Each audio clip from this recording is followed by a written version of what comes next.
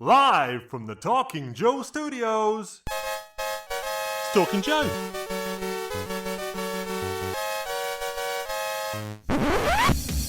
Talking Joe is on the air. Hey now, you're a rock star. Get the show on, get paid. It's me, the croupier, for the Talking Joe G.I. Joe Comics podcast. If you are new to the show, you can find out all of the details which are on the website, which is talkingjoe.co.uk. Today, we shall be looking at G.I. Joe ARAH issue 291. Released this week, the week of recording, 6th of April 2022. This is the first part of High Stakes and is the return of artist SL Gallant. And joining me, as always, it's a real American card shop. It's Tim Finn. Tim, how are you? Hello, Mark, and hello, listeners. So, wait, did you call me a card shark? Card shop. Cod shop? Myself? What words are they? A card shop is good. A card sharp. Someone who's very good with cards. Card sharp. Okay. Yes. Thank you. I was where was I? I think it would have been the West Coast of America as we were driving up from LA to San Francisco, and we stopped in some very small town fast food restaurant for a comfort break and grab some food. And I wanted some water. And I said to the person behind the counter, "Can I have some water?" And they were like, "What? Can I have some water? What? Can I have some water? What? Oh, you want water?" So, glad apropos of nothing. Glad that in 2022, this can still confound and delight. Mm-hmm. So, where are we? We are talking about G.I. Joe issue 291. Shall we get into it? Yes. So, the team are writer Larry Hama, artist SL Gallant, inks Maria Keane, who's on the main book, where we saw her on... she was on, I think, the last issue of Snake Hunt, 275. So it's not her first time as inker on the main book. Colours, Jay Brown. Letters, Neil Utake. Group editor, Tom Waltz. And research specialist, Diana Davis. The sit rep, High Stakes, Part 1. As Cobra remains busy establishing its corrupt casino operations on Cobra Island, the warriors of G.I. Joe are equally busy attempting to covertly infiltrate their archenemy's latest evil scheme. Let's have a look at the covers in the gallery.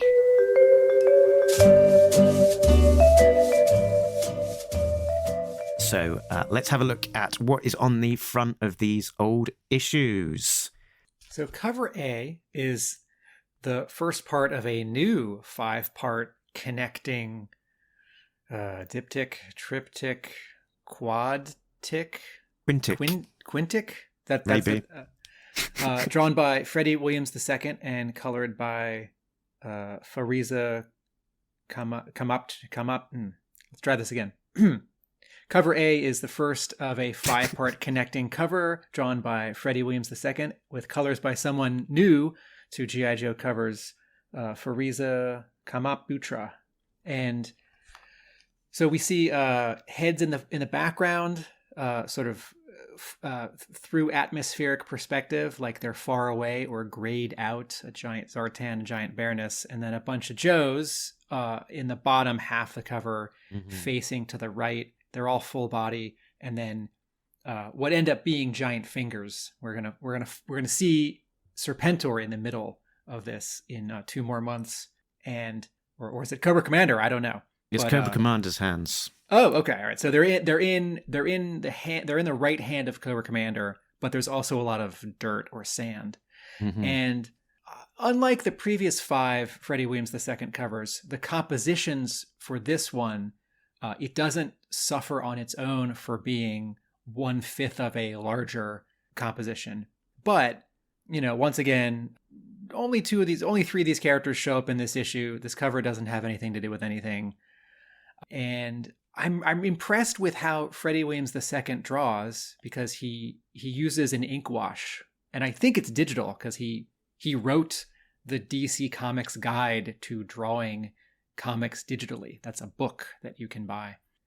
At the same time, because he both applies a gray wash on top of his inks or pencils, and then the book, and then colors are applied, his characters are particularly rendered. And I find all the Joes on this cover looks to me a little bit like someone photocopied it. And what we're seeing is the slightly contrastier sort of second generation copy of it, where I feel like I'm about to lose some of the color fidelity and detail in the Joes. I like the idea for this cover and these 5 covers, but as for cover B is strange and beautiful and interesting. So it's credited to Shannon Gallant. Mm-hmm. It doesn't look like it's not signed. I do believe he drew this. At the same time, it doesn't look like what I think of when I think of his art. Although I guess the shapes of the yellow machine gun flashes actually do match his shapes, although they don't have outlines here.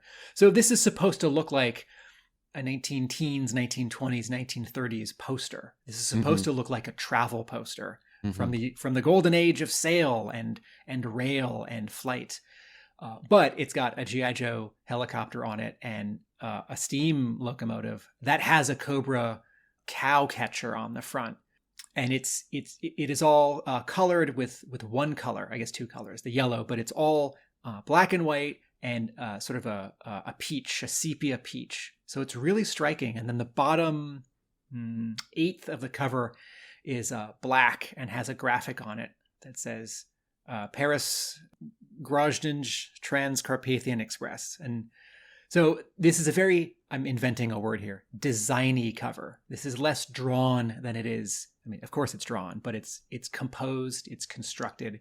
It's very much about shapes and not about line. It's very much about shapes of black ink and geometric shapes. So it's very unusual for that reason. And then also, this may be the only G.I. Joe cover with no humans on it, right? We've seen a couple covers where it's more about the vehicles than it is about the Joes. There's the cover, it's in the 60s of the Stealth and the Rolling Thunder. And that cover is very much about vehicles and not about Joes, although it's Ron Wagner. You can see some Joes in it. Very unusual cover for 3 reasons. And then a nice detail that I like is, and I'm guessing this is Neil Yotake, the title of the story, High Stakes, is in a gorgeous Art Deco font. So that speaks to the casino theme and the Roaring Twenties, I guess. I like this cover, and I think this really stands out on a shelf at a comic book store. I don't know if it sells G.I. Joe well, but it certainly is eye-catching because it doesn't look like anything else on the stands this month.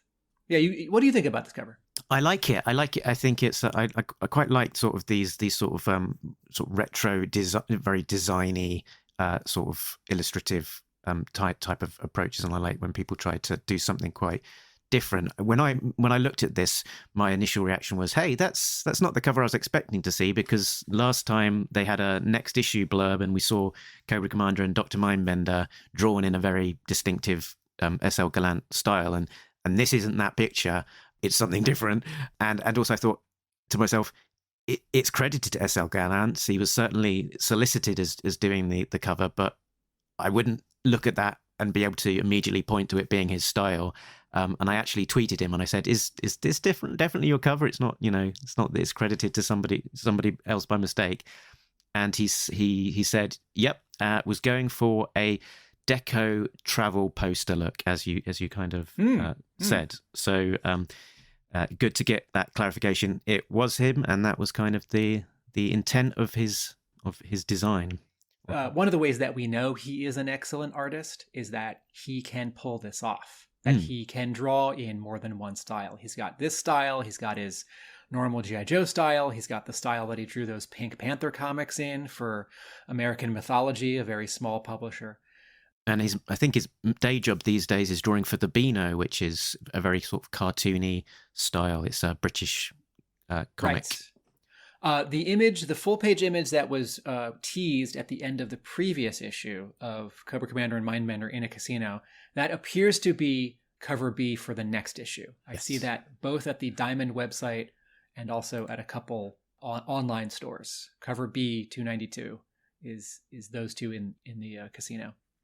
And then cover RI, retailer incentive, for issue 291 is drawn by Jamie Sullivan and colored by Luis Antonio Delgado. And I love the idea of this cover. Firefly creeping away from a space he's not supposed to be. The sign says restricted area, authorized personnel only. And clearly he's just planted an explosive, because we are sort of low. There's some kind of cut in the ground where there's a high ground behind him, sort of a hill or a plateau. And there are three silhouettes running away from a giant satellite dish where there's an explosion going off. And so the story of this cover, I think, is that Firefly has snuck in through this door, gone under this satellite dish, planted a bomb, and we're at the moment that we see him coming out of the doorway. So I love the idea of this cover. I love seeing Firefly. I love seeing Firefly with his traditional version 1 costume without a lot of extra bits, a la the second live action G.I. Joe movie. And I love seeing his gun, his original submachine gun or machine gun from his original action figure. Where this cover doesn't work as well for me is the silhouettes. The silhouettes to me ask a question and don't answer them. So there are these three silhouettes running away from the explosion. And the shapes of them to me look like, not quite like they're barefoot, but like they have long pants that sort of end at their mid-calf. And none of them have pistols or sort of, I think I see helmets, but this may just be haircuts, but none of them have backpacks. So these definitely aren't Joes. These also aren't security guards or soldiers. And so then I start to think, are these like innocent bystanders, or are these, they're also proportionately, they're a little small, they're a little young. These don't look quite like grown-ups. They look more like teenagers. Mm-hmm. So I'm a little confused by the story of this cover, though as a sentence, I really like it as an actual executed drawing. And then in terms of color, there's sort of just two colors on this whole thing. There's the blue-gray of satellite dish, sky, wall, Firefly. And then there's the yellow-orange of the explosion. And I understand from a story perspective that Firefly's camo is supposed to conceal him against walls and floors and hallways, but he does not stick out at all from the object behind him. And if I were coloring this, I would have put a little more warmth in him, a little more cool in the wall behind him, or vice versa. And then lastly, it's not a coloring mistake, but I think it ends up looking like one. If you can imagine Firefly's weapon, the part that goes to the sort of the butt of it, right? It goes back and then it curls. Mm-hmm. So the part here that curls is colored exactly like his costume and not like the lighter gray of the actual weapon in this drawing. And I think that's because it's in shadow, but it ends up looking like that piece is missing. Yeah. Also, I wonder if it would be stronger in terms of story if this door behind him were open, because that would cement for me that he has just come out of this doorway. And yes, come out of the doorway, close the door, and then he takes this position as he steps away. But I'm a little uncertain if he really did just come out of this doorway or not, since the door is closed. Yeah, the doorway looks a bit small as well compared to his size, given that he's sort of resting on his hand on the door frame, and that he's creeping away. I think if he stood up, he might. Yeah, I think the perspective of this cover, I think it doesn't quite work. I think the door needs to be taller or he needs to be smaller, because if he stood up, I guess maybe actually because it's a sort of a service doorway for a satellite dish, maybe the door is actually not a standard height. And I wish covers A and RI had more to do with the issue, but I'll say that every episode. Yep. Fair enough. Pop fact about these two covers, cover A and the retailer incentive cover. Both of them were previously solicited for use on issue 286 a few issues ago. The Freddie Williams linked covers were originally going to be the last set that we saw, and they were displaced by the sort of G.I. Joe movie type covers. And this Jamie Sullivan was originally solicited but not used. So, yeah, interesting that they do finally see use 5 issues later. Had we sort of guessed that the more Cobra-focused 5-part connecting cover by Freddie Williams was bumped from issues 286 because those issues focused on Joe's? I don't know the logic. I can. Did we guess that? Or did I invent that? Did I invent? You might have done. Did you and I have a conversation in my mind? I cannot remember. I cannot remember if this was a thing that we actually talked about as to why there was the switcheroo. But yeah, there we go. On the Freddie Williams cover, what I'll continue to say is that if we don't get a reveal of Serpentor coming back to life in 293, the middle of these 5 covers, which is kind of the grand reveal and what they're all building up towards, then we'll be given a very bad disservice by the covers. I am not imagining that we'll see Serpentor come back. So if he does, and it does link up to actually what is happening on the covers, then although there is one panel in this issue which might suggest Serpentor is coming back. I don't think he is, and I don't think he needs to. I don't think he should. But there is a little track laid in case the writer decides to do that. Let's get into the plot breakdown, shall we? And find out what happens inside. The Joe team of Dawn, Throwdown, Stalker, Scarlet and Mongoose are on a rescue mission on the Paris Krogdinsk Transcarpathian Express train where ultra-nationalist fascist paramilitaries called the True Blood Front, led by a man named Wotan, have hijacked the train and taken hostages. That was a long sentence. The Joes debus onto the train from the Tomahawk and have to make their way to the front where the hostages are in the baggage car. They are taken by surprise, outnumbered 10-1. Dawn is knocked out by a flying chair, set in motion by an RPG explosion, and while she's unconscious, she has a flashback to Snake Eyes' memories of Vietnam during the long-range recon patrol evacuation when he was badly wounded and rescued by Storm Shadow. The Joes push forward through the train, shooting and slicing the terrorists as they progress. Dawn has another flashback, this time to the helicopter accident where he was badly burned, saving Scarlet. The Joes battle their way to the baggage car, taking out the remaining terrorists, capturing their leader, and rescuing the hostages.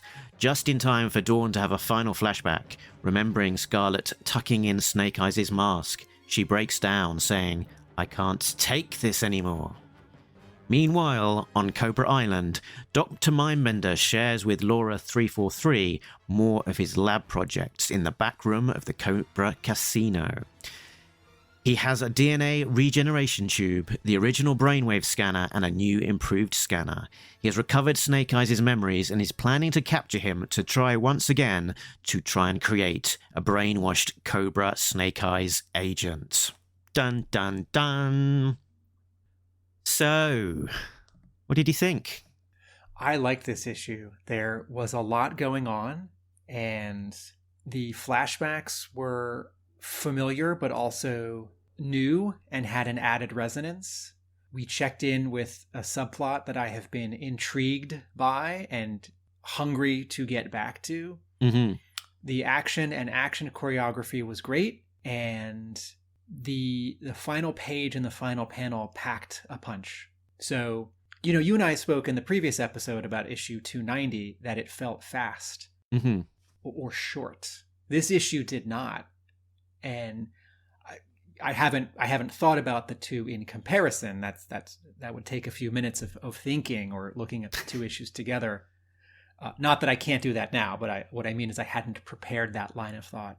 But this issue, like some previous issues from 5 or 10 issues ago, is both a satisfying part 1, a continuation of many subplots. So in some ways, not a part 1, it's a part 291. And also not quite a self-contained issue, but a satisfying unit on its own that didn't end with, a rote cliffhanger or I thought it was great. I thought this issue worked really well. And now I can get into specifics. But what is your overall response? I think not too far away from you. I enjoyed it.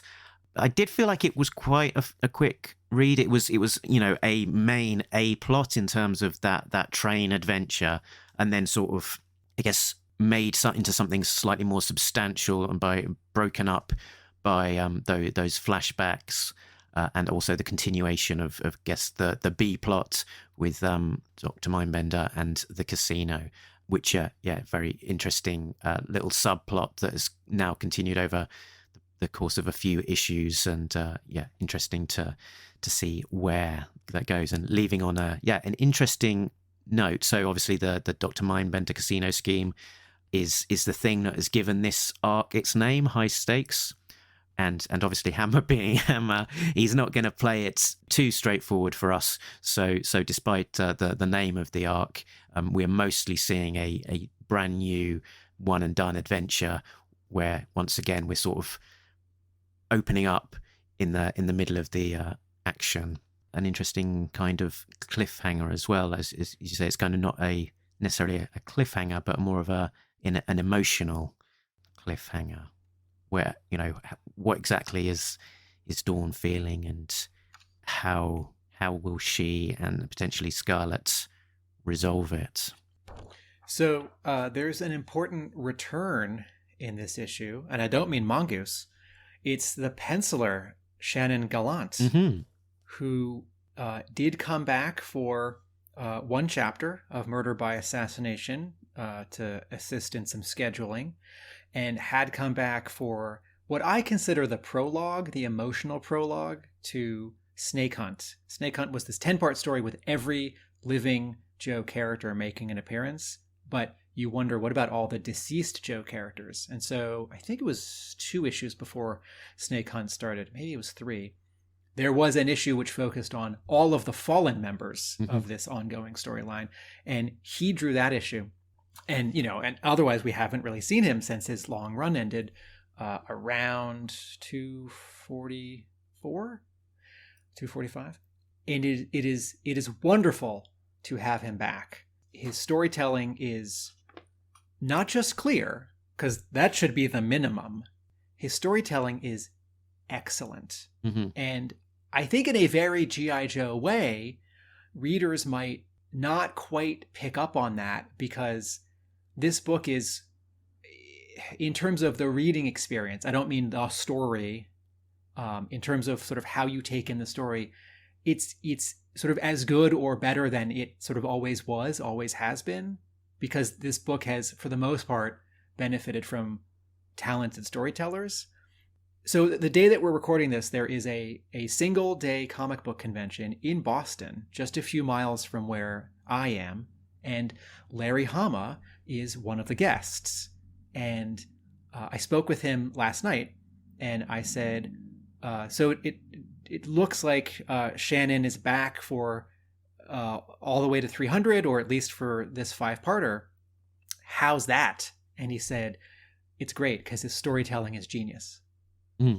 So, it's not flashy to have an artist who's already drawn about 90 issues come back for the final 5 or 10 as we head to the end towards 300.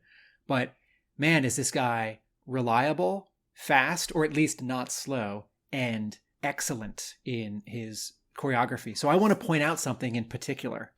So there is a great bit of continuity on pages 7 and 8, where we're in the train, and starting with panel 2, there are 3 terrorists, and they are radioing to their boss, Wotan.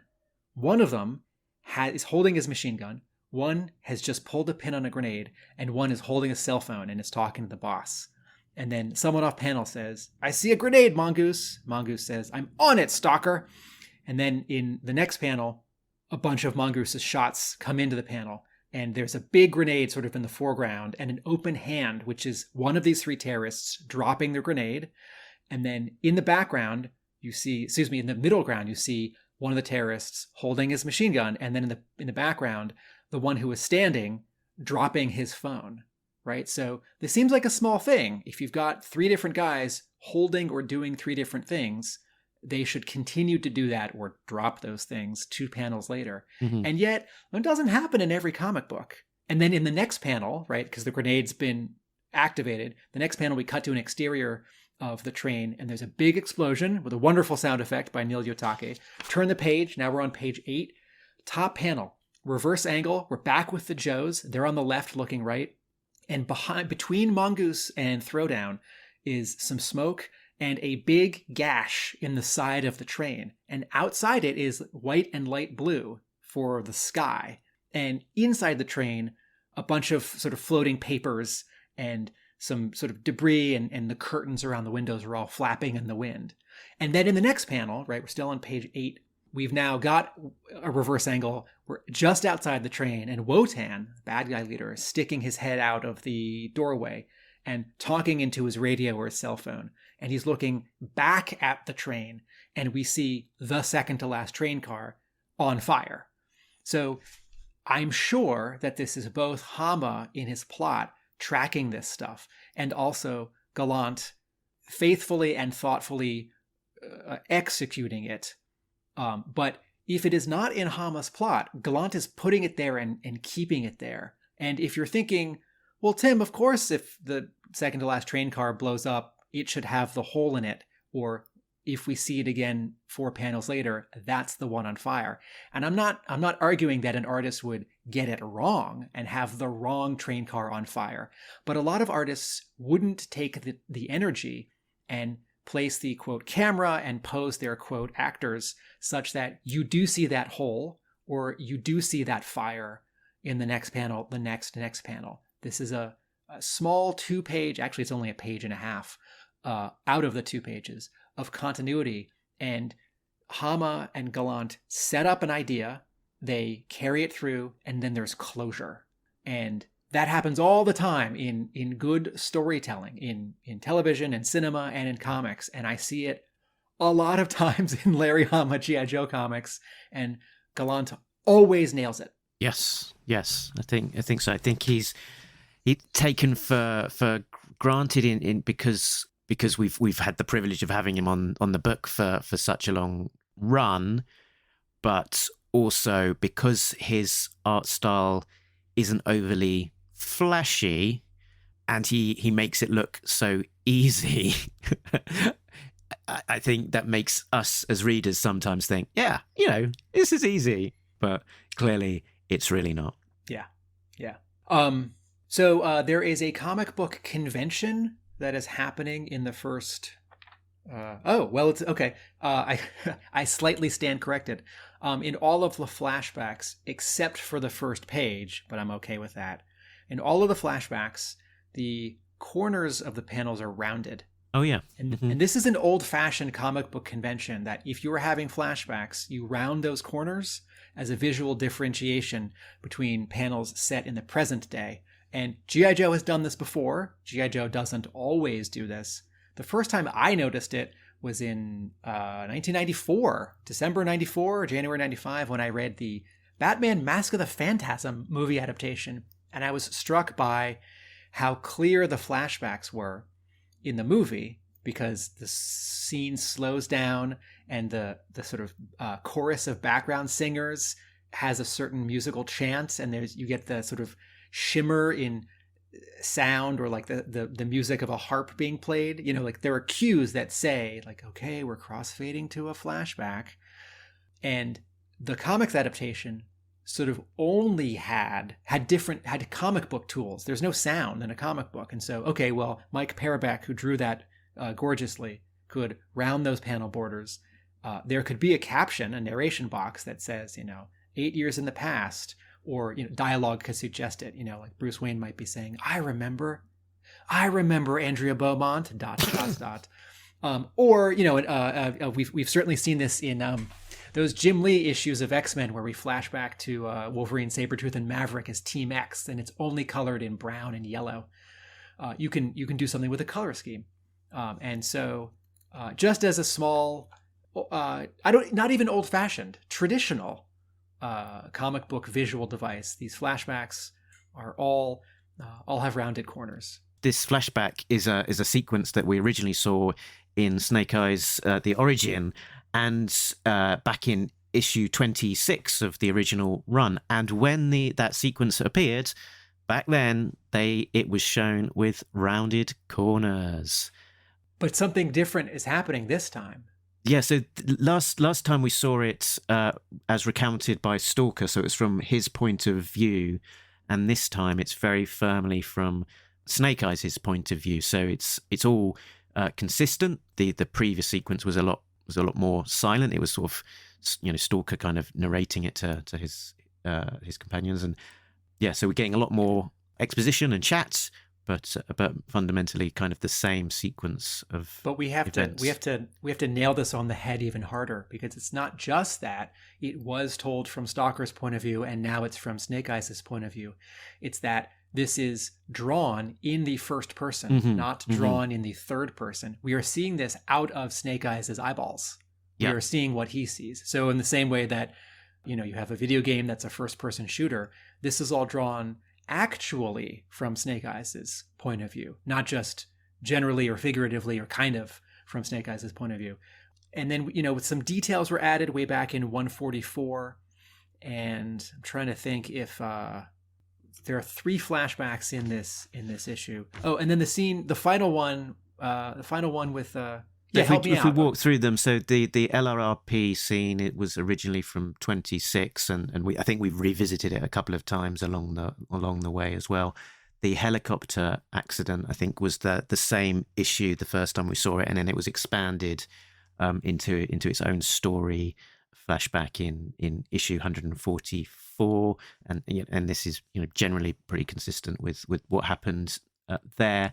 And then there's the third flashback, which is Scarlet tucking in Snake Eyes' mask on the Staten Island ferry. And based on what they are wearing, the Scarlet in the sort of the trench coat and Snake Eyes in his sort of uniform with the peaked cap, that makes me think it's probably after the events of issue 36, All of the Ships at Sea, where they fight some Crimson Guards on the ferry. Snake Eyes has his mask ripped off, and Scarlet, I think, gives him a new one, and perhaps he's that tuck is when she's adjusting it to make it look just right. And then we have checked back in with this moment on the Staten Island ferry in 286 and in a Larry Hama sketch retailer incentive variant cover. 3 sort of, I guess, core memories of Snake Eyes. My thought on those, just looking at those pages though again, and the original 26, I thought to myself, how delightful would it have been though if those flashback sequences maybe were coloured slightly differently, maybe just a kind of a more retro, flatter palette to put us more in mind of perhaps issue 26, or in that more recent issue with the Scarlet's solo flashback. Again, I think the sequences that were flashbacks, they were coloured slightly differently. So, and that was quite effective. So, but perhaps it would be nice to see something along those lines. Yeah, I'm all for any change of scene to have a different approach in color for physical reasons. Like moonlight behaves differently than sunlight, or candlelight, or overhead fluorescence, or you're in the pit and everything's lit by computer monitors sort of at 4.5 feet on a table. It could be for emotional reasons.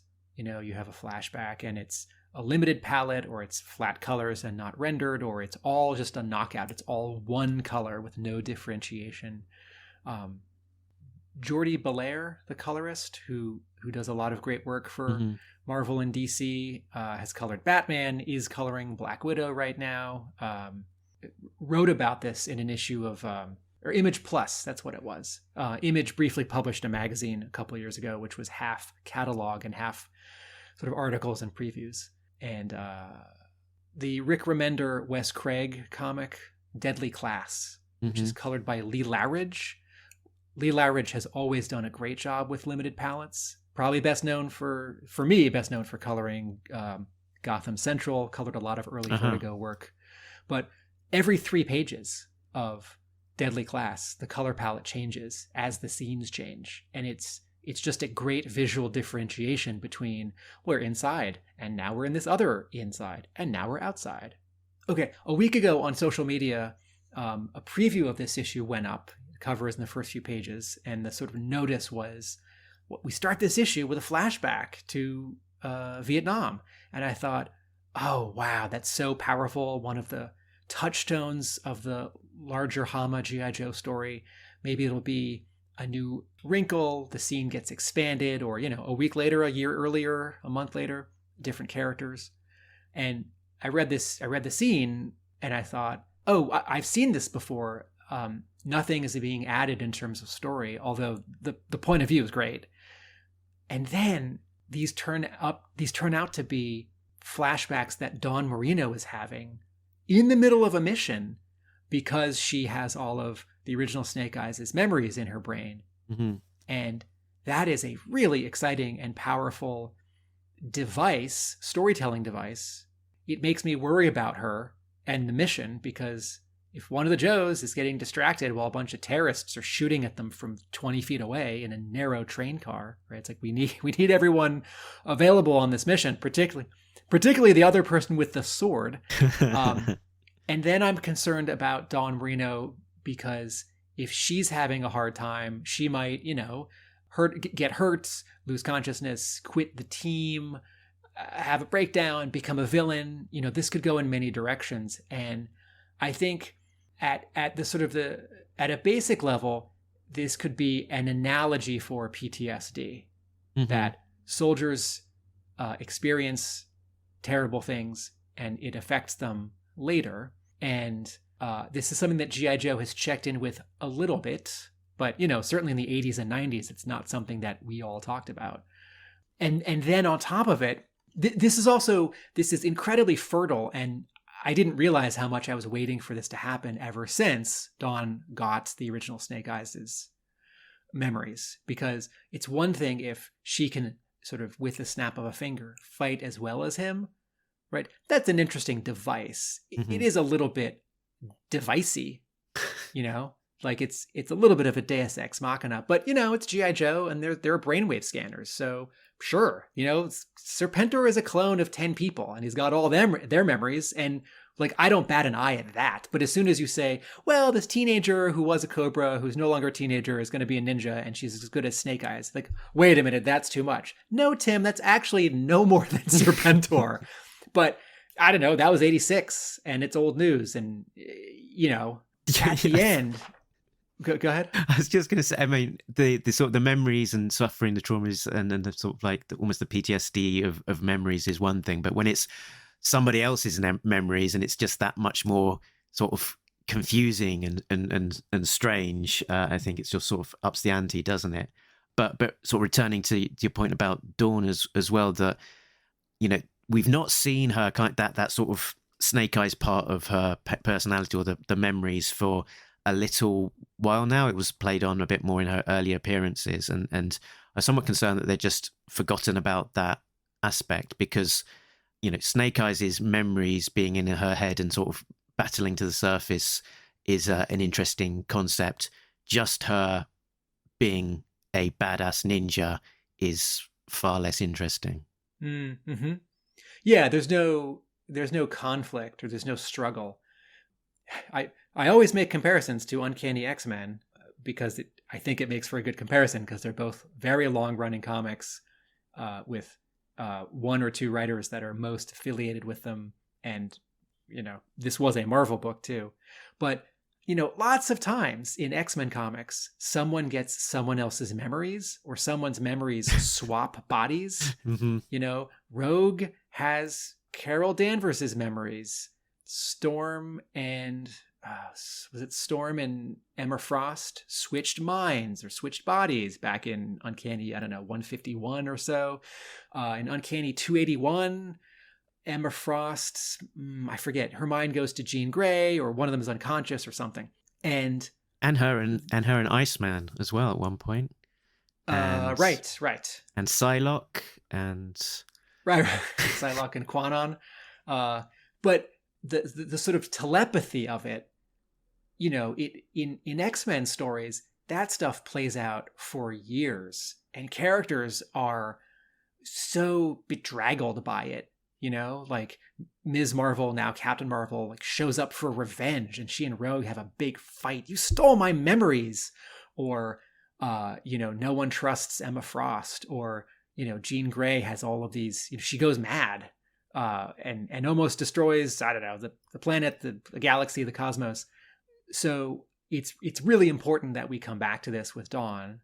And as you just said, it makes her much more interesting. The final page and a half of this issue are one of the stronger endings of any G.I. Joe comic I have read, now that I think about it, because this is something that you can only have happen in the latter half of G.I. Joe. After Snake Eyes is gone and his memories are somewhere else, something like this could happen with Dawn. But there's two things happening. She's freaking out because she's having these flashbacks and she can't control them. But also, she sees Scarlet have this tender moment with Throwdown where she fixes his mask.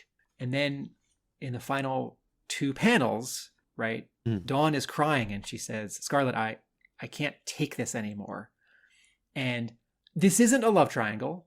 I don't think Dawn is jealous of Sean Collins. Sean Collins he's not very present as a character these days, even though he, you know, looks like Snake Eyes and is a Snake Eyes. You know, it's a crowded ensemble book, and he also doesn't need to sort of say anything or do anything else. So it's not that he can't say anything. He's mute. I mean, you know, but like, you know, he'd like use his hands, or he'd like point, or he'd, you know, I mean, he does plenty in this issue by demonstrating with his actions. But it's not that I'm worried that Dawn is angry at Sean or sort of loves Scarlet because she has Snake Eyes' love for Scarlet inside her. I don't think it's going to really go in that direction. I think she's just freaking out because there's too much in her head. She can't do her job and she's lost herself. But the tension that it could be this, I don't want to say love triangle, but this three-sided emotional problem, that is something we have not seen in G.I. Joe. Well, certainly potentially some very confusing feelings for Dawn, you know, that she's just experienced these two very powerful memories as if they were her own, of saving Scarlet, you know, sacrificing herself, or Snake Eyes' former self, in terms of that helicopter explosion, and then that very tender moment on the ferry, and Scarlet saying, I love you just the way you are, and then looking up to see Scarlet. So yeah, potentially, yeah, very confused feelings. Something else that the flashbacks remind me of, and I want to point out this wonderful drawing by Shannon Gallant. Drawing this stuff in first person, not easy. As you said, he makes it look easy, but drawing this comic already is hard. Drawing a third of the pages from a first person perspective, that takes some skill. Those first person scenes, right? Not just seeing, but feeling Snake Eyes' injuries, right? Anytime we flash back to that scene, I am fascinated, I'm thrilled, and I'm worried and sad. Oh man, it's that terrible foundational thing in G.I. Joe comics fiction, right? And when that stuff was first revealed in the book, when I was reading it as a kid, I couldn't, like, oh, this guy's gone through so much. Oh, he's such a powerful warrior because he's gone through so much. He's unstoppable. There are some new details here, though, even though we have seen this scene, right? There are a couple new bits of dialogue which are compelling and difficult, right? So on page 5, oh man, that looks pretty bad. Jeebus, part of his skull is showing. That's not gratuitous. That's realistic and unfortunate and haunting. What all this reminds me of, actually, is the 1987 Paul Verhoeven film RoboCop. Hmm. And I'll talk for hours about how amazing that film is. But when Alex Murphy is now RoboCop, he has flashbacks to his life with his wife, his kid, and the moments that he's killed. And those are filmed in first person. So the actors are looking at the camera. And similarly, as he's being there's a whole sequence in the movie, you know, it's like 3 minutes where after he's dead, right? They call it, he's dead. And then, you know, just cuts to black. And then you hear like a power up sound effect. And now doctors are looking down at him and looking down at us. And there's, you know, an operating table light above us. And then some business people in suits are looking at him and then at us. And then, you know, and then someone reaches their hand in and like fixes something like, oh, close his eyes, or, you know, take that part off. I'm not saying that this is aping RoboCop. I'm saying a first person point of view visually is a direct way to put the reader, the viewer, in the perspective of the character. And anyway, RoboCop's great. This issue's great. Very good. I wonder how they, you know, this is part of an arc, and this is sort of eventually going to, you'd think, probably join up with the Cobra Island plot in some way potentially. I wonder if Dawn's troubles might join up with the brainwave scanner once more in the future. Also, is there something unresolved between her and Cobra, or specifically Cobra Commander or the Baroness, because she left Cobra and she became a Joe, and Cobra Commander has a real mad-on for the original Snake Eyes, who has threatened him more than once, and Cobra Commander and Mindbender are convinced they need to take out the original Snake Eyes. And I wonder if there's room in the final issues for you know, Dawn either acting as the original Snake Eyes, who put a knife to Cobra Commander's neck in issue, was it 98? It was a Mark Bright issue. So it was 96 or 98.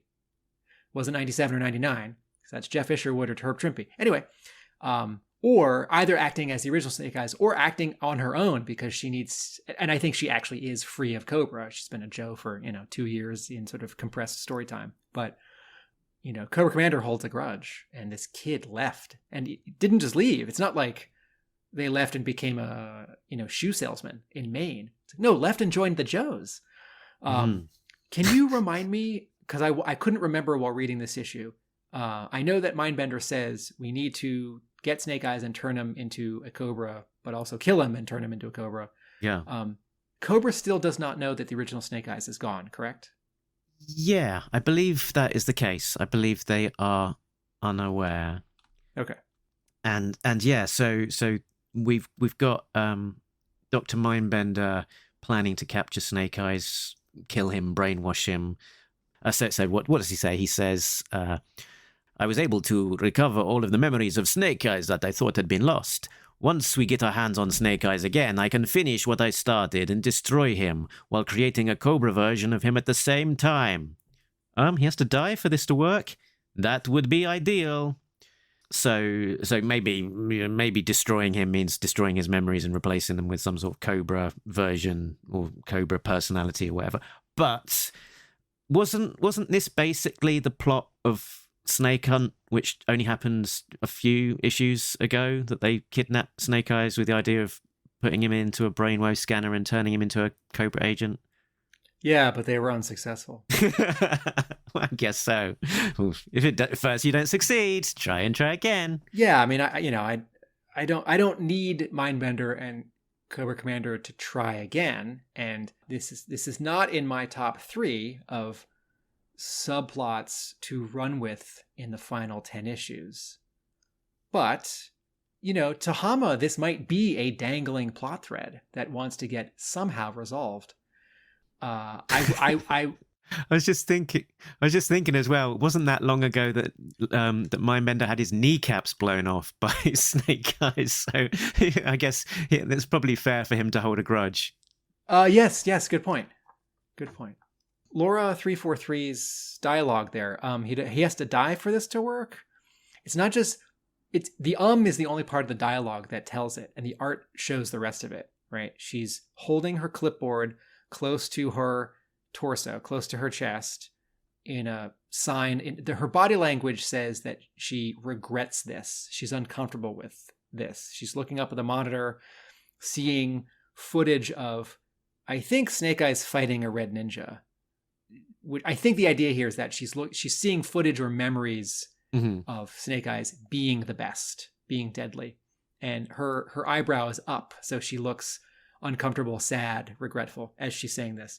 And that speaks to how much respect she has for him, that she was the one who had to guard him in Snake Hunt. And remember, there was that scene where he's starting to escape and she's pointing her gun at him and she's saying, back up, don't head toward that door. And he keeps walking. And this is throwdown, right? Don't make me shoot, or don't you try and escape. It's my job to stop you. And he just keeps sort of stepping forward. And, as soon as Laura 343 was first introduced, it was 10 issues ago, I thought, is she going to become a good guy? Or is she going to have some moral ambiguity about what Cobra does? Because that's interesting. And the sort of sycophants in Cobra are less interesting because it's one note. I mean, Cobra Commander is interesting because he's so evil. Dr. Mindbender is interesting because he's so evil. But beyond that, you want shades of gray. Because towards the end of Snake Hunt, obviously she was very sympathetic to Snake Eyes. She didn't stop him from escaping, and then Snake Eyes basically saved her. And as a result, she kind of let him escape and kind of turned heel on Cobra and sort of blew up the corridor or whatever to sort of aid that escape. And the assumption would be that, she would leave she would leave Cobra and maybe join the Joes or go off and do her own thing outside of Cobra. But I guess the more interesting development is that she's stayed with Cobra while having these sort of, conflicted feelings still in there. Yeah. So we've got Mindbender with all of his kit there and the mysterious DNA tube. Care to speculate? Well, because we're seeing Serpentor come back in 2 issues' time. So, listeners, that's a joke. He's talking about the cover. Well, no one's going to follow up on this, but I always remind myself that this Dr. Mindbender is a clone. Forced on the book because in, 92, Dr. Mindbender got a new action figure, the purple and yellow one.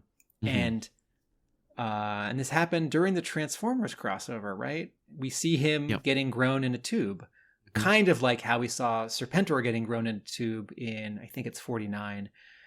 Because I always have purple and yellow and like particular color schemes banging around in my head, if Mindbender is looking at a tube and he's talking about regenerating someone, I think, oh, like he was.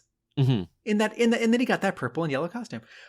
I think two things. One, I don't think Serpentor is coming back because I don't think there's enough time to have him come back and have him do something interesting. And all of the other things that you kind of want to resolve as well. Right. Yeah.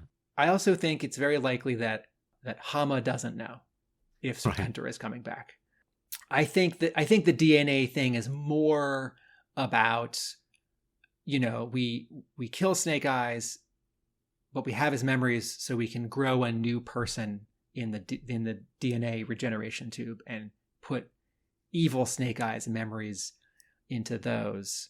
It's funny that, well, before I reflect on this, do you have any speculation? I don't know for sure. Yeah, like you say, Larry could take it in any direction. Should we play a game of who would you, if someone's going to be brought back from the dead, who would you like to see brought back from the dead? Oh, you can sing the jingle, Tim. G.I. Joe's bringing someone back from the dead. 300 is coming up. It's gonna blow up your head. I know. Let's see.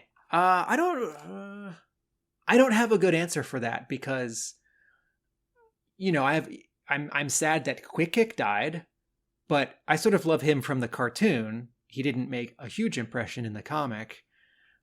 Anyone in the comic who has died, I think sort of the story earned their death, and to bring them back would either not add much or would cheapen their death. So I think it's more likely that nothing quite gets made of the DNA regeneration tube, but that we have one or two more things happening with the brainwave scanner. Mm-hmm. Because very specifically, Mindbender is pointing out 3 related but different pieces of technology in this one panel, and then there are only 10 issues left. Who do you want someone to come back? I don't know that I do. I think if it's on the Cobra side, I mean, if it's on the G.I. Joe side, I think the only substantial person that they could really bring back would be Snake Eyes. And I guess they're sort of laying some potential breadcrumbs for that in terms of Mindbender having this record of Snake Eyes. Maybe it's a route to having Snake Eyes, the real original Snake Eyes, return. On the Cobra sides, most of the Cobra deaths happened in the freighter, and of those people who died around that era, we've had a few of them come back already. So Billy, Zartan, Dr. Mindbender, Serpentor, Firefly have all come back. So I think we're kind of left with a bit of a B list of the likes of what's he called, the guy who was the Min, the guy who ferried across the captain. Captain Min. He makes it to the cover. Oh, Tyrone. And Tyrone should come back. And Tyrone. They make it to the cover of. They make it to the cover of 98. Yeah. I think the only two that died and stayed dead were Raptor and Crocmaster. Right. There is a new Crocmaster. Crocmaster died before his time, so there is a new Crocmaster toy. I do not think the original Snake Eyes is coming back. I think Hama has been repeatedly and clearly stated that in the letters page and in a few other places that the original Snake Eyes is not coming back. And now that I've said that, I reflect upon the sort of logic of what you just said. Like, well, there's some track laid here, and that would be a big thing to do for 300. Mm-hmm. But I think it's more interesting if he doesn't. Yeah.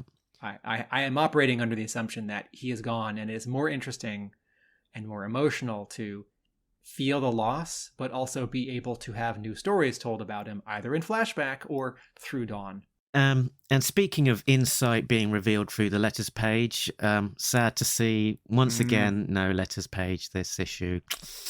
Yeah. Sad. I noticed in the credits that Megan Brown is not listed as assistant editor. I wonder if she has moved elsewhere within IDW. That Tom Waltz is the only. Usually, for many years, we've had 2 editors listed, and we have just the one. Yep.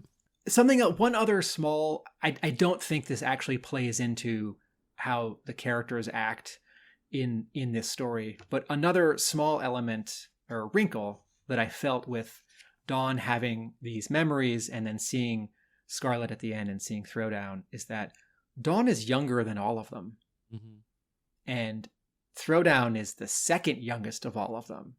So this gets sort of truncated, this gets sort of crunched together so that it actually doesn't matter or make a difference, because, Snake Eyes, Storm Shadow, Stalker, Scarlet, they're all about the same age. Some of them were in Vietnam serving together, and their friend Wade Collins had a son, Sean Collins. So Throwdown is 10.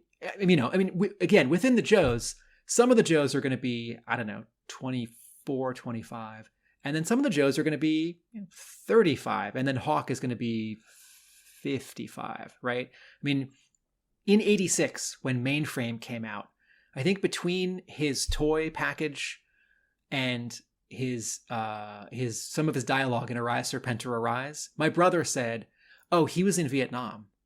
And I think that was to me saying, "Oh, he's a little bit older than some of the other Joes." And some of the Joes are E4s, and then some of them are lieutenants and captains. And generally, the higher the rank, the older you are. So yes, there's a range here. But Throwdown and Dawn, there was this time jump between when Dawn got the costume and then the yearbook.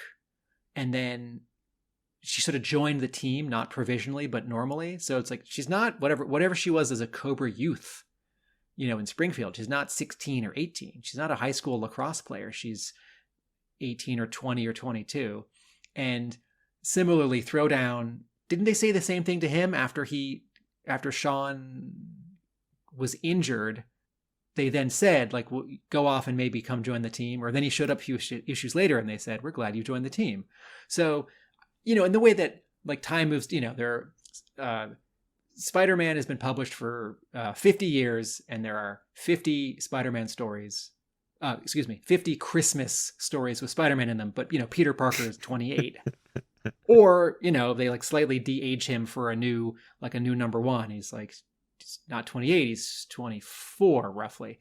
So, we're still talking about the Vietnam War, and these characters have not aged in real time. So there is some slippage and play.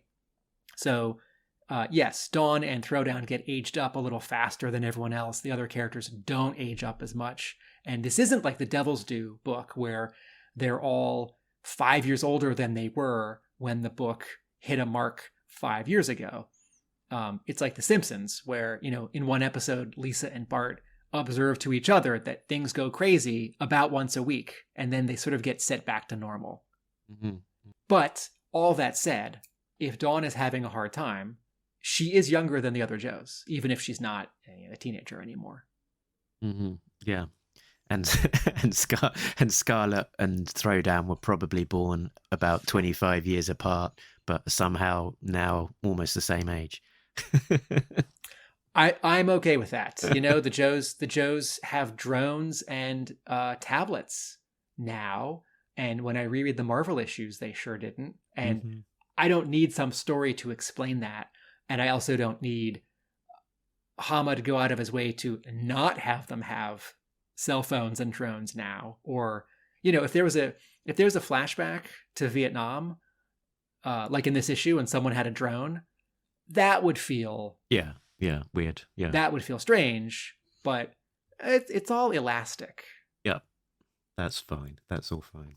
I want to point out one thing in the art that didn't work for me on the final panel of page 16. Dawn is lunging up with her sword to take out a bunch of these bad guys before they shoot the hostages. And on the top panel of page 17, the bad guys, they're all in the foreground. They're knocked out in sort of a muddy gray, blue, brown. And they're all shooting, and they say, she's moving too fast. Can't even see her. Brap, brap, brap. And she's whizzing by. Yep. And her costume is black with a little bit of red. And this issue is great, but this one part of this one panel, not penciled or inked or colored the way that communicates this idea. She should look like the Flash.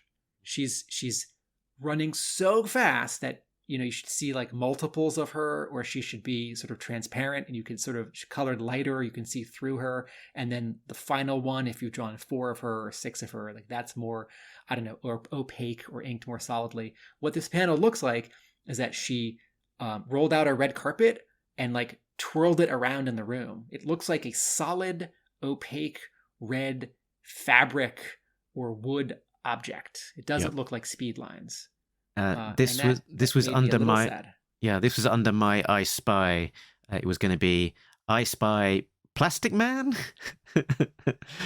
Yeah, from DC. There, yeah. I'm trying to put my finger on perhaps what comic character or cartoon would kind of move in this way, where it's kind of like a solid block color, sort of zipping zipping around. I feel like there's something that I just can't quite put my finger on, but yeah, it sort of comes across like a bit of a solid object.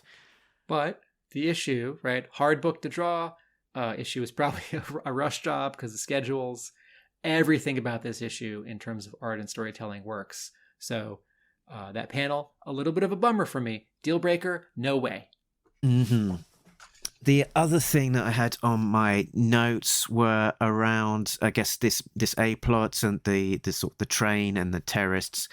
And the first one was sort of noted before that Larry Hama sometimes that you can see a little bit of influence maybe from what he's seen and read, or maybe you could think, has he watched a certain film or read a certain book, and sort of that's picking up in some of what we're seeing in this particular issue. I wondered to myself, has Larry been watching Snowpiercer lately?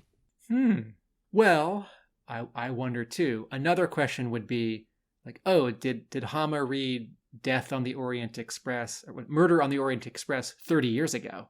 I don't remember Poirot being quite so handy with ninjas throwing stars and swords. Or Dr. Zhivago. Did Hama see Dr. Zhivago 30 years ago?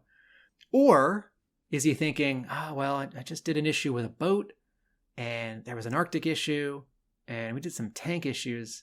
Oh, a train. Every couple of years I do an aerial issue. A train.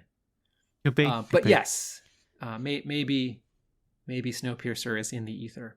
Yeah, it's that sort of starting at the back of the train and sort of working your way forward against the opposition forces. The other thing was about the enemies that they're facing, which forgive me if I have to refer to my notes to get the name. It is the ultra-nationalist fascist paramilitaries, the True Blood Front, led by Wotan.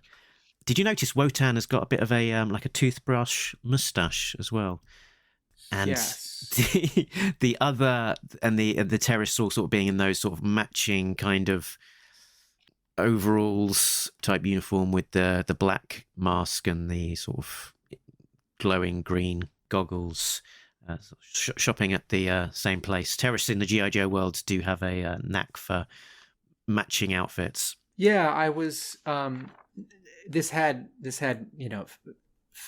favorite and front and center G.I. Joe characters like Scarlet and Snake Eyes, and so this didn't feel like a Marvel issue of Special Missions, but in that the Joes are taking out some bad guys who aren't Cobra, it looks and feels a little bit like Marvel Special Missions. And I do think that Cobra is big enough and there are enough individuals in it, Major Blood and Gristle, who could be leading a side mission or something of this Train Europe mission does connect to the larger Cobra story, or Cobra Island and the casino.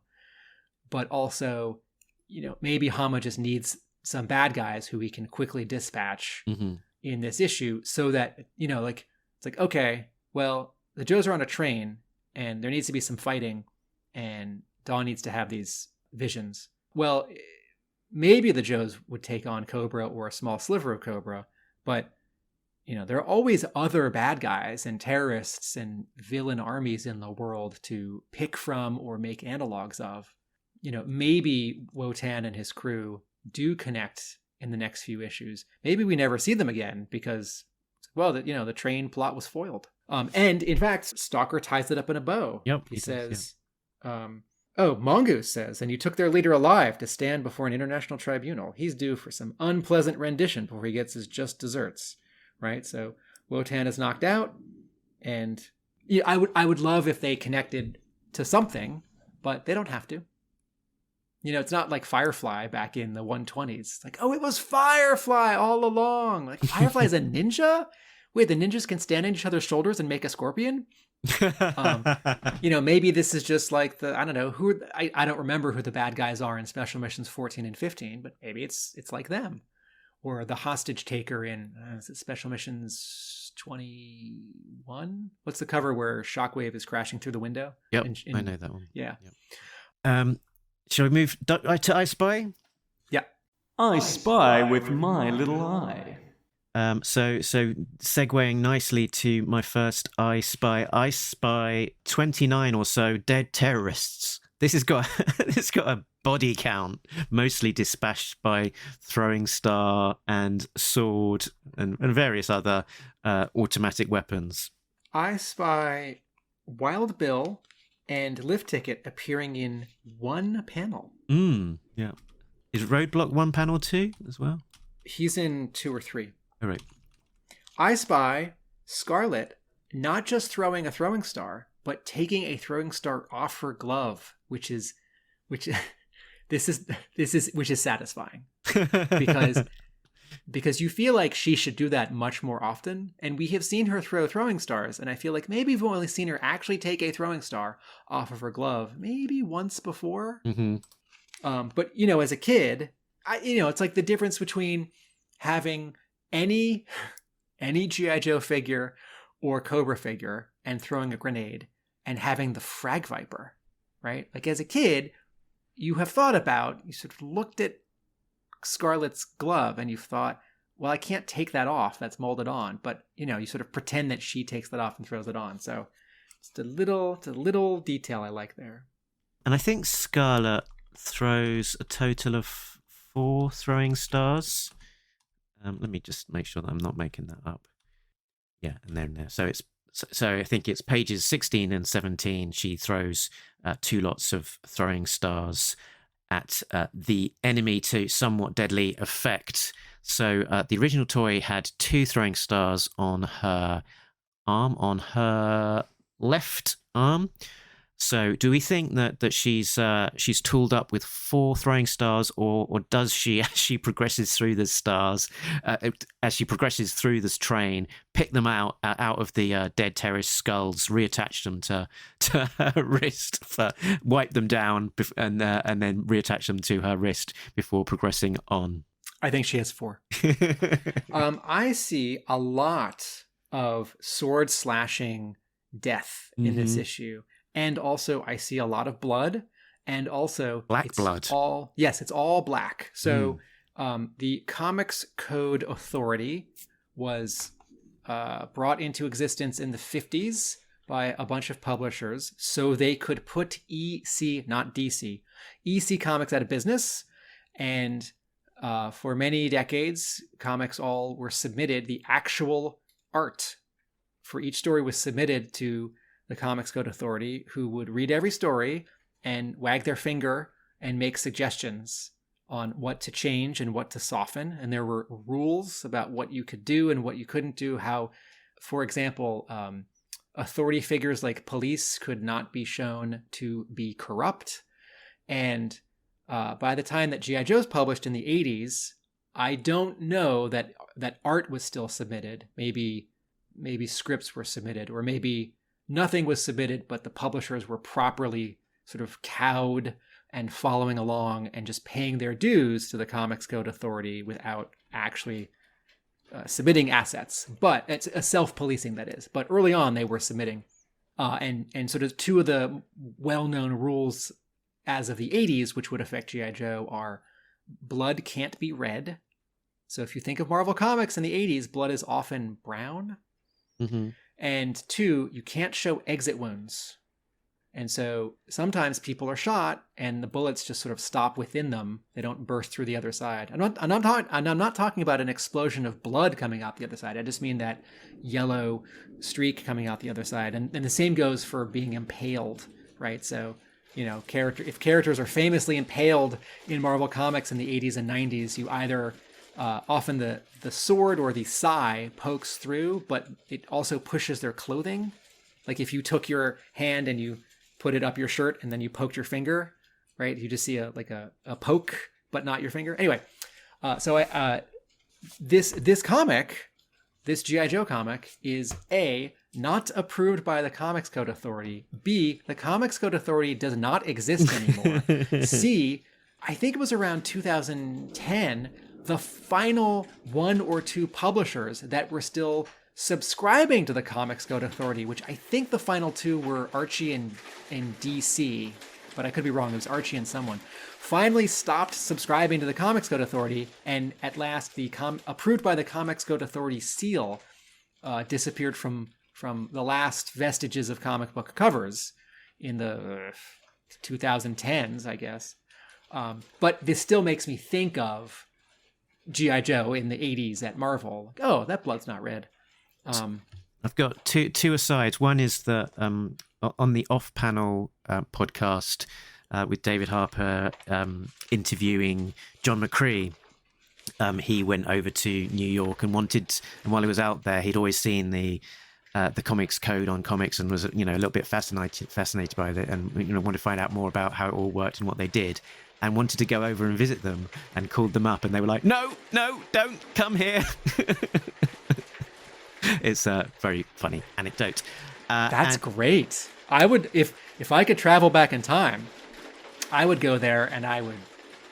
I think I'd spill coffee on everyone's desk and say, "Stop this madness."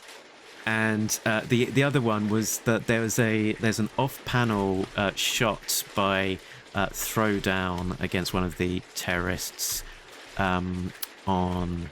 I guess it's the top right-hand corner of, it's probably page 9. Let me know when you've seen it. He's jumping up in the air. Oh, wait, sorry, I was taking a note. All right, 1, 2, 3, 4, 5, 6, 7, 8, 9. So yeah, Throwdown he's upside down. Upside down. And there's an amazing piece of sound effects there. Was it Pip should? And he's sort of being shot, his a headshot slightly off panel, which put in mind that glorious issue that was done by what's his name? Kuber Baal, where he was using some very inventive ways of having very gory violence just happening just slightly off to the edge of the panel. I have an I Spy, and this is a nice visual rhyme. You've got quite a lot of background noise at the moment. Oh, it's raining like crazy. Oh wow, okay. And I can't do anything. Silence the rain. You want to just? That's okay. That's okay. Charlie Mike. Just wait a minute. We can keep on going. It's atmospheric. Maybe just come slightly closer to the mic. Okay. How's this? Okay. Cozy. Okay. All right. I have another I Spy. Oh, if you hear background noise, it's raining all of a sudden like crazy, and I'm in a room with 3 windows. This in the comic, this is shown and not called out. On page 9, Throwdown has this particular move where he slashes 3 bad guys, and this one is called out. And then Dawn says, she calls it a triple flying swallow cut. She says, "Oh, nice triple flying swallow cut, Sean." And then on page 17, also on a right side, also a middle panel, also about the same size, she has a similar but not identical move where she takes out 3 bad guys in a long winding S curve slash. And I thought that was both an opportunity to further. I was intrigued that no one said anything about it. Like, now I'm going to do the same triple flying swallow cut. Or, Scarlet could say, "Oh, Throwdown," and because they don't use code names. "Oh, Sean and Dawn are so simpatico because they're both kind of Snake Eyes. They both have done the triple flying swallow cut." Not necessary. She just does something similar, and I noticed it. Yeah, it creates a big conjoined S of dark blood, and they have the same sound effect as well. Zash, zash, zash. I spy Throwdown using the same sword that Robert Atkins introduced for Snake Eyes in Snake Hunt, which infamously Netho Diaz didn't use every other issue. Remind me from Atkins's contribution to Snake Hunt. Does this sword have a name or a type? Ooh, definitely Robert has got a name for it. I don't remember if it was specifically called out in the book. I'd have to go back and look. But it's not like at the beginning of Snake distinctive. Hunt. No one said, "Throwdown. Why that sword is perfect for if you ever want to do a triple flying swallow cut." I've got the issue here. I can give me one second. Remind us what's the number? Are you flipping through one of your giant books? Well, no, I've not bound I've not bound Snake Hunt yet because I want to make sure that my binds are kind of the right spaced out at the right size. So I want to get to the end of it to figure out how many issues to put in each thing. Doesn't look like the sword is named. No, it doesn't look like the sword is named, but they make a point of sort of lingering on it in the art. So yeah, great that SL Gallant makes the point of using that particular design. I wonder, yeah, perhaps Diana gave him a nudge to make sure that he'd used it. You know, I did wonder with this issue. I know we're in the middle of I Spy, but going back to thinking about 300, I wonder if Throwdown might exit the story before or during 300, because might the wrap up of the book, in order to be a little bit of a gut punch, have a character exit the story, and is there some? I think it's interesting. Is there some? I mean, right now there are 2 Spider-Mans. I'm not even counting the rest of the Spider-Verse, but I mean very specifically in the main 616 Marvel Universe. There's Peter and there's Miles. There's 2 Batmans right now. There's a Batman in Gotham. There's a Batman in New York. There's always 2 or 3 Ghost Riders because Blaze and Catch, etc. Right? There's Superman and his son. Right? Right now we're in an era of generations or sort of side, there's about to be 2 Captain Americas again. I wonder if there is some redundancy in having Throwdown and Dawn, and if having one of them exit the story simplifies things and also makes the audience feel things. You might be onto something there. Speaking of Sean, I noticed that he uses a very specific weapon as well. He used a silenced Heckler & Koch MP5K, and the reason I know what it was without doing too much research was because I held up the comic to my son and I said, James, what's that gun? And he said, oh, that looks like an MP5K. And I was like, you play entirely too many first-person shooter games. Wow. So this the perfect analog of this is in 1986. You would pick up a G.I. Joe comic and look at a weapon in it, and you would say, oh, well, that's obviously a Mac 10 because you had bought entirely too many G.I. Joe figures. So the MP5 is the ultimate close quarters weapon. It's created for use in confined spaces, is optimally suited for both active engagement of individual targets and for personal defense. Its low weight and compact size offers a decisive advantage. The weapon can be carried concealed on the person without limiting the carrier's freedom of movement. It sounds ideal. And I think it's a clever way of showing that Throwdown is a different character to Snake Eyes, because by having both having a bit more of a signature weapon, that Snake Eyes is so well known for his Uzi that it sort of very quickly is a kind of reminder that, oh yeah, Snake Eyes is not carrying that Uzi that we all know he uses. That's because he's a different character. That is all. I think that's. Oh no! I had one more. I Spy the Cobra kitchen. So the kitchen from Jurassic Park that Billy Penn first introduced in his issue. The Laura and Mindbender walk through the casino, then the kitchen to get to his hidden lab at the back again.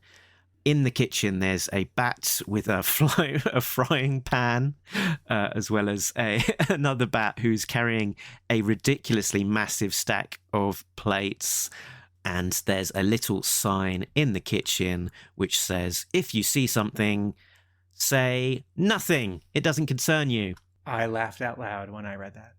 Any more I Spies before we move on? No. No. Do you have an error detected? I do. I have 2. Error detected. Error detected. No prize incoming. On the inside front cover, 1 inch from the top, in very, very, I think this is 4-point font. On the right side, it says, special thanks to Hasbro's Ed Lane, Taya Rio, and Michael Kelly for their invaluable assistance, period. For their invaluable assistance, period. Also, they gave a lot of assistance. Also on page 6, in that one panel where we see Lift Ticket and Wild Bill, and Roadblock shows up for the first time in this issue, he says, but she's back on her feet now. Sounds like Dawn, Scarlet, Sean, Mongoose. And the comma doesn't come after Mongoose. There's a space and then the comma. And the comma butts up against the next word, and. So the space and the comma are transposed. Oof. So that's a typo. You get a reputation for nitpicking with that kind of comment, Tim. But I really like Neil Utake's lettering, all the sound effects in this issue. So I was going to say, the other error is that Roadblock doesn't rhyme. She's back on her feet now. Sounds like Dawn, Scarlet, Mongoose, and Stalker outnumbered. Something that rhymes with feet. Sorry. Continue. Have I lost you? No, I'm still here. Just it's not an disappointed. error. It's just while I'm speaking of Neil Utake's lettering, I do like his sound effects here. All the guns and sword slashing. I do think that the sword slashing sound effects in black are a little hard to read, particularly when they're sort of in a blood slashy shape font anyway. Mm-hmm. They don't stick out the way that a yellow or a blue or a white sound effect would. I know they have light gray or red outlines, but I think they get a little lost in these panels. So, and there's a bit of that's intentional as well, that they sort of that there is definitely a theme of trying to have the lettering kind of reflect the thing that it's kind of giving an effect to, so that a fire effect looks very much like the fire it's kind of giving noise to. That kind of thing. So I get that it's a kind of a consistency to some degree. I have a kind of error detected, but one that I'll no prize. So in the flashback to the Vietnam era, there's Storm Shadow. He is talking to Snake Eyes, and he talks about. He says, when all of this is over and we're back in the world, you got to come meet my family, Snake Eyes. Not just my folks in Fresno, but the main clan in Japan. Now, back in issue 286, he says, my mum was born and raised in Sacramento, but my dad came over from Japan. He died when I was 10. Now, folks is often, talks about your mum, your dad.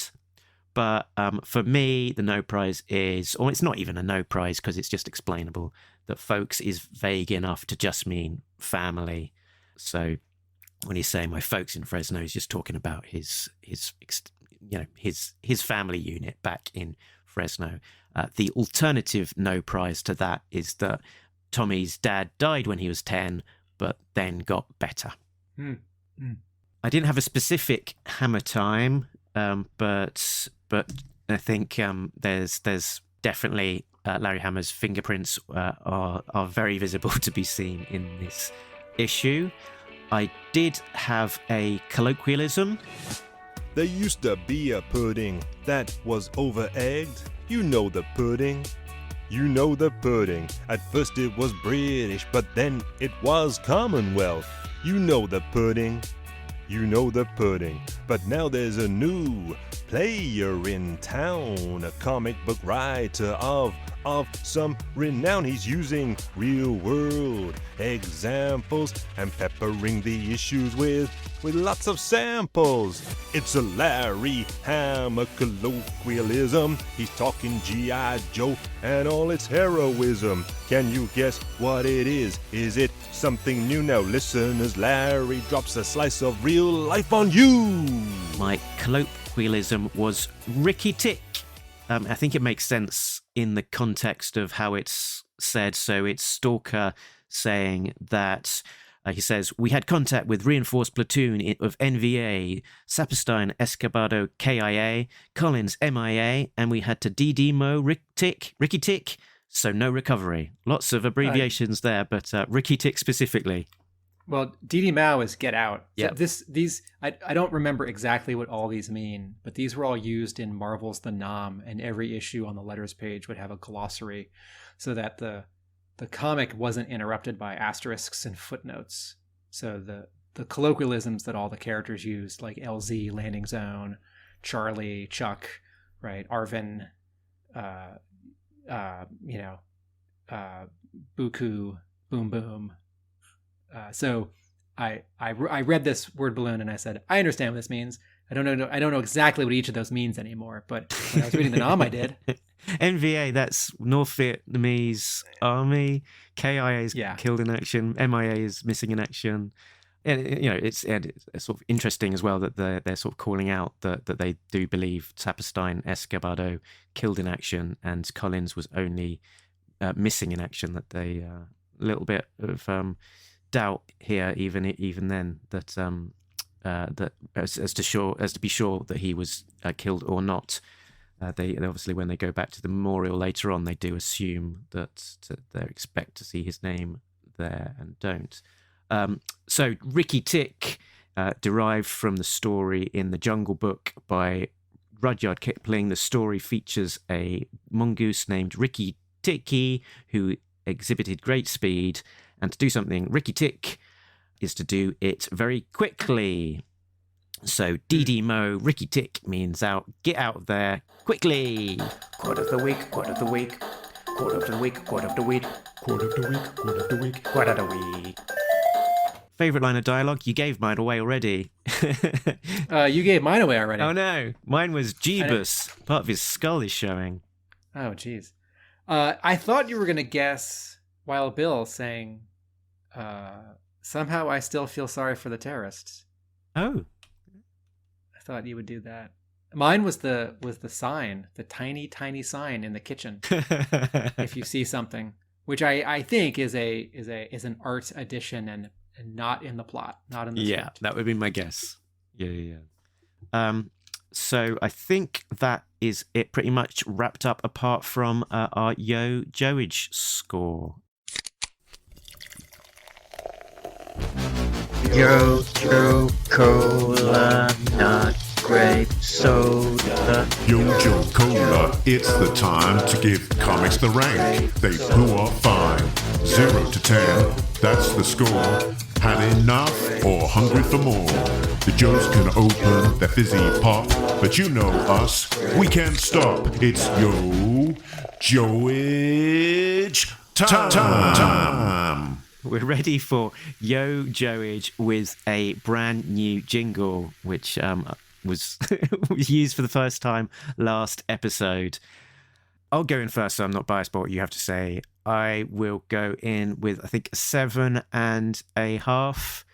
Very solid, one and done adventure on the train with some ongoing mystery about Dawn and her flashbacks and what will happen with that. And also some small progression of the Cobra Casino storyline, which I think we will see in some more detail next issue if the cover is anything to go by. So very much looking forward to that. Very solid. Happy with that. 7.5. 8. For all the reasons that I have already said, particularly from my introduction, that the flashbacks they're powerful when we connect back to that, but they have this added resonance because they're first person and because Dawn is experiencing them. The train stuff is great. The check-in with Cobra is great. The ending is great. Final page and a half. Very good. Okie dokie. So we don't have anything in from listeners this week, but if you do want to leave us a message, you can do so now. So go to talkingjoe.co.uk, which is the website.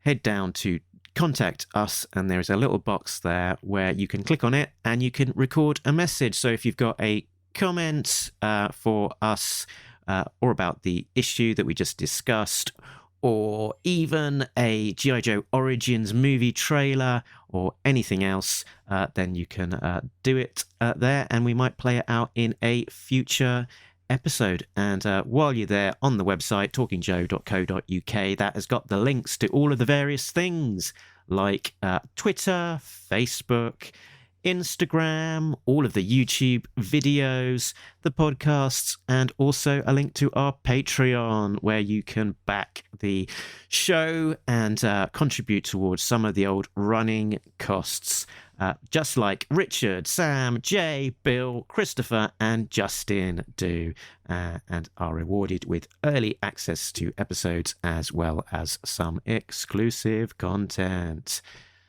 Tim, where can people find you? My comic book store is Hub Comics in Somerville, Massachusetts, hubcomics.com, and weekly video updates on our YouTube page, youtube.com/hubcomics. And my blog, my G.I. Joe blog, is arealamericanbook.com. Very good. Next time you can find us, we will be talking about the very latest issue of G.I. Joe, A Real American Hero, which will be issue 292, High Stakes, Part 2. More SL Gallant, more Cobra Casinos, all very exciting. And hopefully we're going to be seeing quite a lot of regular, frequent releases as we have that drum beat to get us to issue 300 by the end of the year. We also are continuing our look back at the Devil's Due era. So we're right bang in the middle of the Brandon Jerwa years. We also will have various other special episodes like this upcoming G.I. Joe issue 21 cover version, the 40th anniversary issue. That will be I'm looking forward to seeing how that all turns out.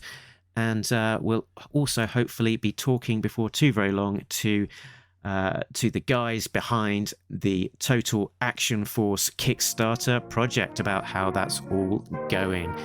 So lots to look forward to. But for now, I think that is us done. But remember, Nobody Beats Talking Joe, an international podcast! with a guy over sitting in the dark in England and another guy whose day is still ahead of him over in the States.